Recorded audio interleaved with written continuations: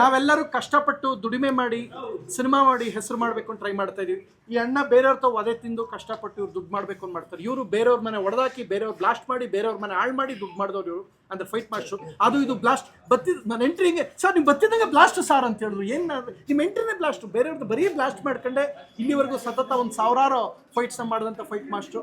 So ಇದು ಇವ್ರ introduction. ಈಗ ಅವರೇ ಮಾತಾಡ್ತಾರೆ.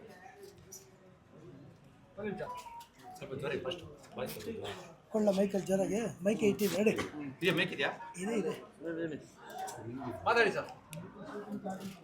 ಕೊಕೇನ್ ಚಿತ್ರದ ಇಂಟ್ರೊಡಕ್ಷನ್ ಅಂದರೆ ಈ ಸಿನಿಮಾದಲ್ಲಿ ಫಸ್ಟ್ ಇಂಟ್ರೊಡಕ್ಷನ್ ಇರೋದು ಯಾವ ಥರ ಇರಬೇಕು ಅನ್ನೋದು ಪ್ಲ್ಯಾನ್ ಮಾಡಿ ಒಂದು ವಾರದಿಂದ ಫುಲ್ ಡಿಸ್ಕಷನ್ ಇದ್ವಿ. ಯಾವ ಥರ ಬೇಕು, ಯಾವ ಥರ ಮಾಡಬೇಕು ಅಂದರೆ ಎಲ್ಲ ನಾವು ವರ್ಕ್ ಮಾಡ್ತಾಯಿದ್ವಿ. ವರ್ಕ್ಶಾಪ್ ಮಾಡ್ಕೊಂಡು ಹಿಂಗೆ ಬೇಕು, ಹಿಂಗೆ ಮಾಡೋಣ, ಹಿಂಗೆ. ಯಾಕಂದರೆ ನಾನು ತುಂಬ ಸಿನಿಮಾಗಳಲ್ಲಿ ಆ್ಯಕ್ಷನ್ ಮಾಡಿ ತುಂಬ ಜನ ಹೀರೋಗಳಿಗೂ ನಾವು ಒಂದು ಲೈಫೇ ನಾವು ಜರ್ನಿ ಮಾಡಿದ್ದೀನಿ.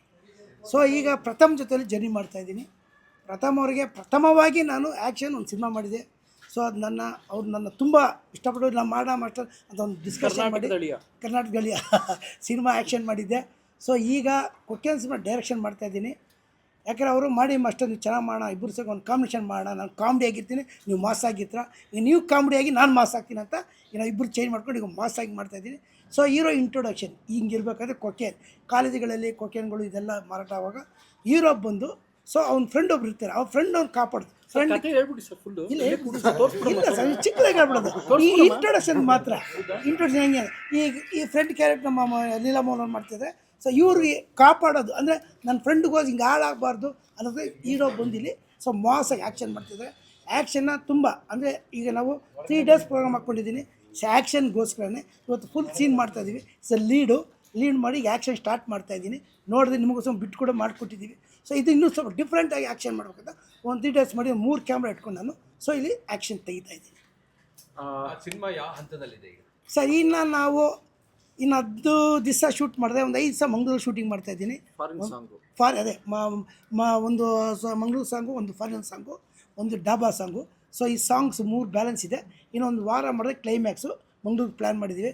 ಅದು ಸ್ವಲ್ಪ ಗಲಾಟೆ ಇರೋದ್ರಿಂದ ಒಂದು ವಾರ ಮುಂದೆ ಆಗಿದೆ. ಇದು ಕಂಟಿನ್ಯೂ ಮಾಡ್ಬೇಕಂತಿದ್ದೆ ನಾನು.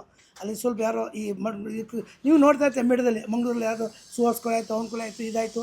ಸೊ ಇದರಿಂದ ನಾವು ಅದನ್ನು ಒಂದು ವಾರ ಪೋಸ್ಟ್ ಮಾಡ್ಕೊಂಡಿದ್ದೀವಿ.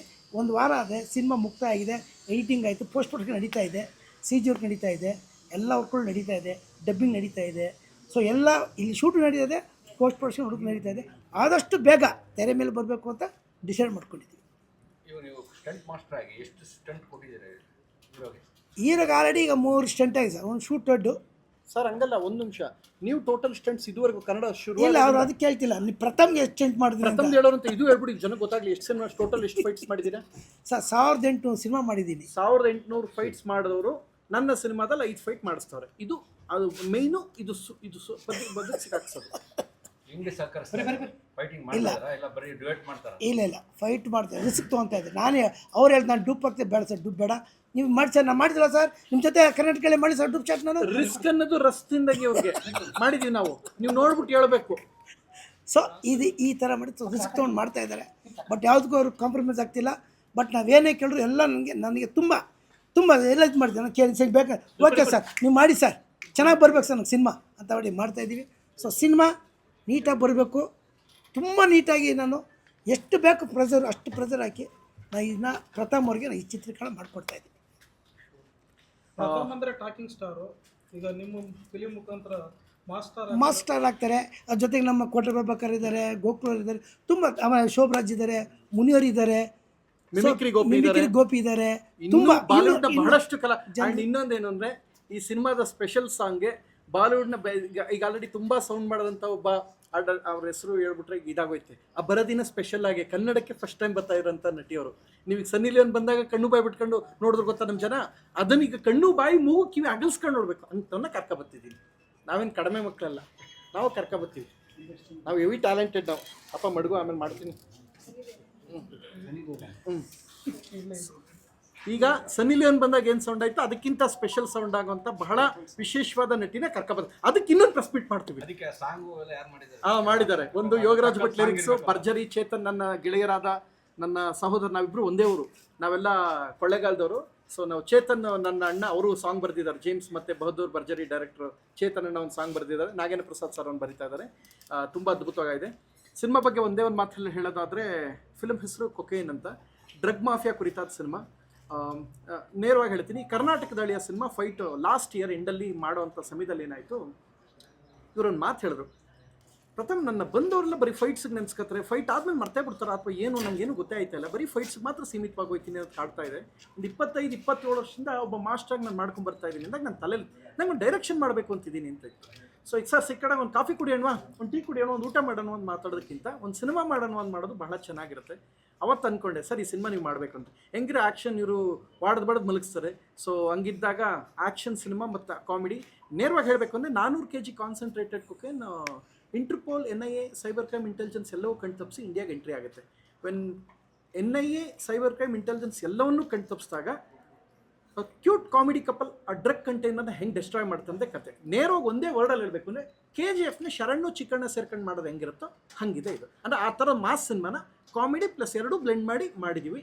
ಸೊ ಈ ಸಿನಿಮಾದಲ್ಲಿ ಸ್ಪೆಷಲ್ ಅಂತ ಹೇಳಿದ್ರೆ ತುಂಬ ಜನ ಅದ್ಭುತವಾದ ಕಲಾವಿದರಿದೆ. ನೀವು ಓಮ್ ಫಿಲಮು ನಾಳಿದ್ಗೆ ಇನ್ನೊಂದು ಸ್ಪೆಷಾಲಿಟಿ ಹೇಳ್ತೀನಿ. ನಾಳಿದ್ದು 19ನೇ ತಾರೀಕಿಗೆ ಓಮ್ ಫಿಲಮ್ ಬಂದು 30 ವರ್ಷ ಆಯಿತು ರಿಲೀಸ್ ಆಗಿ. ಓಮ್ ಫಿಲಮಲ್ಲಿ ಅಣ್ಣ ಹೆಂಗವರು ಇವತ್ತಿಗೂ ಹಾಗೆ ಅಣ್ಣ ಅದೇ ಲುಕ್ಕಲ್ಲಿದ್ದಾರೆ.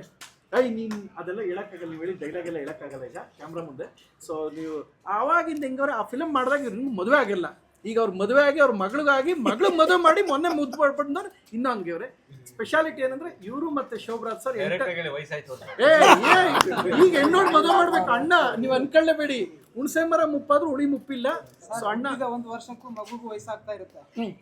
ಸೊ ಇದು ಅಣ್ಣ ಏನಂದ್ರೆ ಬಹಳ ಪವರ್ಫುಲ್ ಪಾತ್ರ. ರೀಸೆಂಟ್ಲಿ ಖುಷಿ ಏನಂತ ಹೇಳಿದ್ರೆ ನಿಮ್ಗೆಲ್ಲರಿಗೂ ಗೊತ್ತು, ನೀವೆಲ್ಲ ಬಂದಿದ್ರಿ. ಶಿವಣ್ಣ ಅಮೇರಿಕಾಗೆ ಹೋಗೋಕ್ಕೆ 2 ದಿನದ ಬಿಫೋರು ನನ್ನ ಸೆಟ್ಟಿಗೆ ವಿಸಿಟ್ ಮಾಡಿದ್ರು.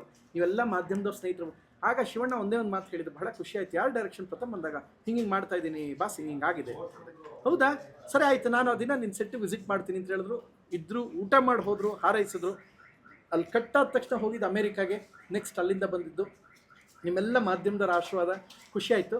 ಇದು ಈ ಸಮಯದಲ್ಲಿ ಒಂದು ಎಷ್ಟೋ ಜನಕ್ಕೆ ಗೊತ್ತಿಲ್ಲ, ಆಗೊಂದು ಮಾತು, ಒಂದು ಘಟನೆ ನಡೀತು, ಅದು ನಿಮ್ಗೆ ಹೇಳಬೇಕು. ಆ ದಿನ ಶಿವಣ್ಣ ಒಂದು 1:30-2 ಗಂಟೆಗೆ ಬರ್ಬೋದು ಅಂತಿತ್ತು. ಅಲ್ಲಿ ಒಂದು ಶೂಟ್ ಕೂಡ ನಡೀತಾ ಇತ್ತು ಅವ್ರದ್ದು ಕೂಡ. ನನಗೆ ನಮ್ಮ PRO ಸರ್ ಹೇಳಿದ್ದು, ಇದು ನನ್ನ ಮನಸ್ಸಿಗೆ ಯಾಕೆ ಉಳಿತು, ಮಾಧ್ಯಮದವ್ರು ಶಿವಣ್ಣನ ಯಾಕೆ ಇಷ್ಟು ಪ್ರೀತಿಸ್ತಾರೆ ಅನ್ನೋಕ್ಕೆ ನನಗೆ, ಅಥವಾ ಶಿವಣ್ಣ ಮಾಧ್ಯಮದವ್ರನ್ನ ಇಷ್ಟು ಪ್ರೀತಿಸ್ತಾರೆ ಅನ್ನೋಕ್ಕೆ ಒಂದು ಘಟನೆ ಇದು. ಆ ದಿನ ಶಿವಣ್ಣ 3:30-4 ಗಂಟೆ ಎಷ್ಟೊತ್ತು ಬಂದರು. 1:00 ಎಲ್ಲ ಮಾಧ್ಯಮದವ್ರು, ನಾವು ಅದನ್ನ ಅಂದ್ಕೊಂಡಿದ್ವಿ. ಸೊ ಬಂದಾಗ ಮಾಧ್ಯಮದವರೆಲ್ಲ ನೋಡಿದಾಗ ಒಂದು ಮಾತು ಹೇಳಿದ್ರು, ಸಾರಿ ಲೇಟ್ ಆಗೋಯ್ತೇನೋ ಅಂತ ಶಿವಣ್ಣ ಅಂದ್ಕೊಂಡಾಗ ಆಗ ಎಲ್ಲ ಮಾಧ್ಯಮದವ್ರು ಹೇಳಿದ್ರು, ಅಣ್ಣ ನಿಮಗೋಸ್ಕರ ಡೆಫಿನೆಟ್ಲಿ ಕಾಯ್ತೀವಿ ಅಂತ. ನೀವೆಲ್ಲ ಮಾಧ್ಯಮದವರು ತೋರಿಸೋದ ಪ್ರೀತಿ ಸಿನಿಮಾಗೆ ಬಹಳ ದೊಡ್ಡ ಶಕ್ತಿಯಾಗಿದೆ. ಕರ್ನಾಟಕದಳಿಯ ಮುಗಿದಿದೆ, ಆ್ಯಕ್ಚುಲಿ ಅದು ಬರಬೇಕಾಗಿತ್ತು, ರೆಡಿಯಾಗಿ ಇಟ್ಕೊಂಡಿದ್ದೆ. ಅದು ಇನ್ನೊಂದು ಸಿನಿಮಾ ಜೊತೆ ಒಟ್ಟಿಗೆ ಬರೋಣ ಅಂತ ಏನೋ ಒಂದು ಪ್ಲಾನ್ ಮಾಡಿ ಇಟ್ಕೊಂಡಿದ್ವಿ. ಸೊ ಅದು ಅದ್ರ ಜೊತೆಗೆ ಬರ್ತಾ ಇದೆ. ಫಸ್ಟ್ ನೈಟ್ ವಿದ್ಯವ ಆಲ್ಮೋಸ್ಟ್ ಸೆನ್ಸಾರ್ ಆಗಿ UA ಆಗಿದೆ. ಕೋಟೆಯಣ್ಣ, ನಾನು, ಶೋಭರಾಜ್ ಸರ್, ಆರ್ನಾ ಅಂತ ಹೀರೋಯಿನ್ ಇದ್ದಾರೆ, ರುಚಿತಾ ಅಂತ ಇನ್ನೊಬ್ಬರು, ಆ್ಯಂಡ್ ಮುನಿ, ಮಿಮಿಕ್ರಿ ಗೋಪಿಯವರು, ತುಂಬ ಒಳ್ಳೆ ಕಲಾವಿದರ ತಂಡ. ಮತ್ತು ತುಂಬ ಹೆಸರ ಅಂತ ನೀವೆಲ್ಲರೂ ಶಾಕ್ ಆಗಿ ಶೇಕ್ ಆಗೋಂಥ ಒಬ್ಬ ನಟಿ ಆ ಸ್ಪೆಷಲ್ ಸಾಂಗಿಗೆ ಬರ್ತಾ ಇದ್ದಾರೆ. ಅದು ಇನ್ನೊಂದು ಸಿನಿಮಾದ ಹೈಲೈಟು.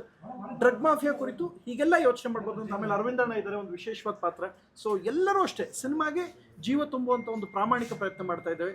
ಜೊತೆಗೆ ನಮ್ಮ ಲೀಲಾ ಮೋಹನ್ ಅವರು ಇದ್ದಾರೆ, ಇವರು ಕೂಡ ಒಂದು ವಿಶೇಷವಾದ ಪಾತ್ರ ಮಾಡ್ತಾರೆ. ಎಲ್ಲರೂ ಅಷ್ಟೇ. ಈ ಸಿನಿಮಾ ಒಂದು ಕತೆ, ಸ್ಟೋರಿ, ಸ್ಕ್ರೀನ್ ಪ್ಲೇ ಇದು ನಂದಿದು ಸರ್, ಹೀಗೆ ಯೋಚನೆ ಮಾಡಿ ಮಾಡೋಣ ಅಂತ. ಬಟ್ ಕನ್ನಡದಲ್ಲಿ ಒಂದು ಪ್ರಾಮಾಣಿಕವಾಗಿ ಹೇಳ್ತೀನಿ, ಡ್ರಗ್ ಮಾಫಿಯಾನ ಈ ಆ್ಯಂಗಲ್ಲಿ ಯೋಚನೆ ಮಾಡಿ ಮಾಡಬಹುದಾದ ಅಂತ ಒಂದು ಯೋಚನೆ ಮಾಡುವಂಥ, ತಲೆಗೆ ಕೆಲಸ ಕೊಡುವಂಥ ಸಖತ್ ಎಂಟರ್ಟೈನ್ಮೆಂಟ್ ಸಿನಿಮಾ ಇದು. ಅಣ್ಣ ತುಂಬ ಚೆನ್ನಾಗಿ ಮಾಡಿದ್ದಾರೆ. ಈಗ ಮಂಗಳೂರಿಗೆ ಹೋಗ್ತಾ ಇದ್ದೀವಿ. ಇದು ಮುಗಿದ ತಕ್ಷಣ ಫಾರಿನ್ ಸಾಂಗ್ ಇದೆ, ಅದಾದಮೇಲೆ ಸ್ಪೆಷಲ್ ಸಾಂಗ್ ಮುಗಿದ್ರೆ ಸಿನಿಮಾ ಮುಗೀತು.